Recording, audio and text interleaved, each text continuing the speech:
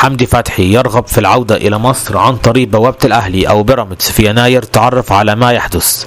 على ما يبدو كده إن في صفقة هيكون عليها صراع كبير ما بين الأهلي والنادي السماوي، وهي صفقة حمدي فتحي.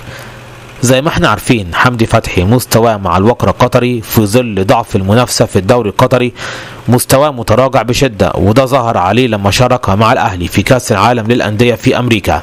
فبالتالي حمدي فتحي عاوز يعمل ايه في يناير؟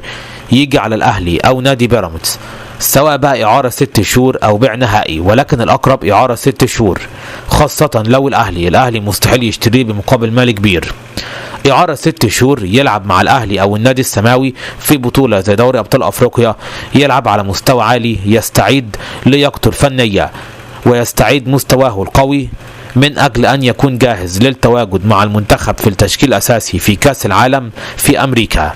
فبالتالي الأهلي دلوقتي بيفكر إنه يرجع حمدي فتحي ولو على سبيل الإعارة 6 شهور في يناير كحل مؤقت لرحيل أليو ديانج المنتظر في الميركاتو الشتوي القادم. وبالتأكيد النادي السماوي أيضا يرغب في شراء حمدي فتحي بشكل نهائي بعدما كان قريب من ضمه مع بداية الموسم الحالي، ولكن الصفقة توقفت في النهاية.